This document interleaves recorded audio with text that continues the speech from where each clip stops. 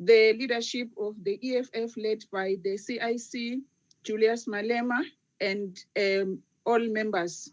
Chairperson, apartheid and the neo-apartheid social and economic structure we have today is based largely on the incredible ability for myth-making by white people and the media houses they have behind them.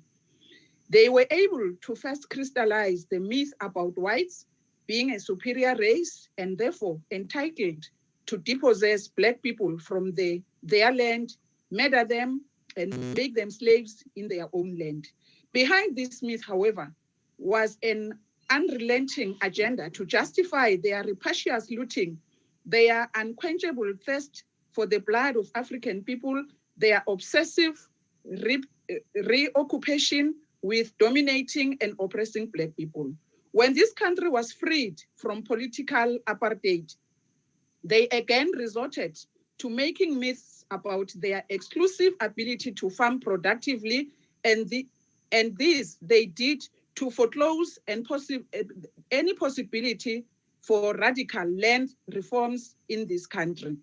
The debate about farm matters and even the so-called white genocide in this country is an extension of this myth, making scam by right-wingers and those who are hell-bent on maintaining their colonial ill-gotten wealth by all means possible. The DA is part of this grouping of white racists who want to deflect our attention and focus on narrow aspects of the problem of crime we have in this country. In order... Mamam Konto, yes, Honorable Matsoni, what's your point of order? House Chairperson Barotto, I rise on a point of order to say that one in the House is not allowed to cast aspersions on another member. And it is the point of order is that the Honourable member speaking referred to the DA as a bunch of racists, and she must withdraw that statement, please. Honourable members, here they are talking about a party, not a particular person. But I will still check, but that is my ruling for now, if I'm wrong. Thank you. Continue, Honourable Member. Thanks, Chairperson. We have a crime problem in this country, and that crime problem affects mainly Black people. The recently released crime statistics indicate that for the 2019-20 financial year, there were about 21,325 reported cases of murder in this country. This works out to 58 people murdered in the country every day at a rate of 35.8 people per 100,000 population. There were over 28,000 cases of stock theft affecting mainly rural communal farmers who are exclusively Black. In this year alone, there were 80 attacks on farms between January and March and 48 between April and June. There is no justification for any of these attacks on farms, as there is no justification for the senseless murder of old women accused of witchcraft in the Eastern Cape and the brutal killings happening every day in Inyanga and Umlazi. What is despicable is the realization of crime and responses to crime in this country. This debate on farm attacks and the so-called white genocide in this country is done in a manner that seeks to project whites as victims and Blacks as perpetrators of this crime. The DA will not put it as crudely, but we know this is their strategy. They ridiculed the Black Lives Matter movement and argued we should rather focus on farm attacks.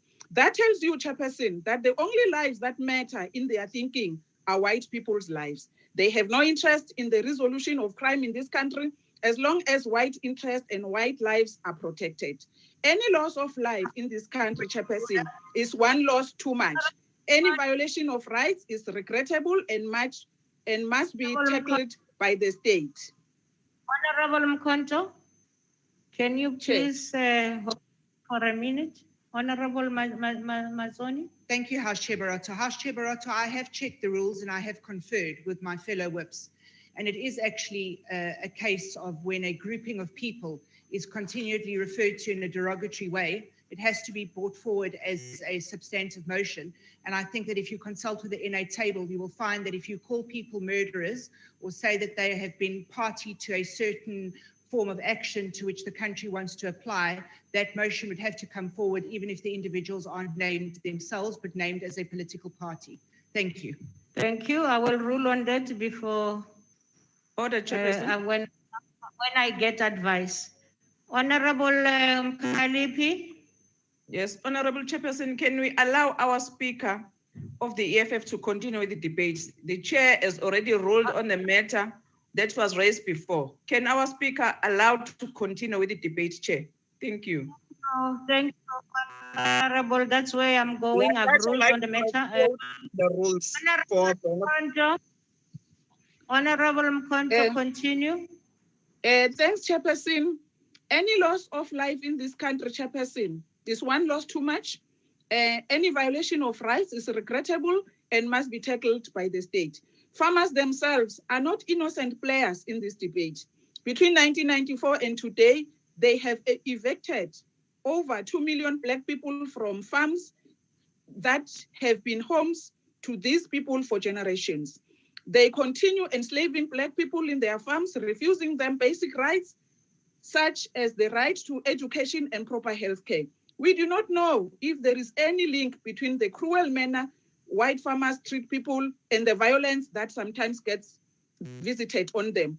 Whatever the case is, we must look at having a comprehensive approach to fighting crime in this country and not prioritize farm attacks as our apex priority, because doing so will inevitably lead us to talking about race and racism. Thanks very much, Chairperson. Thank you, the Honorable Member. The next speaker is the Honorable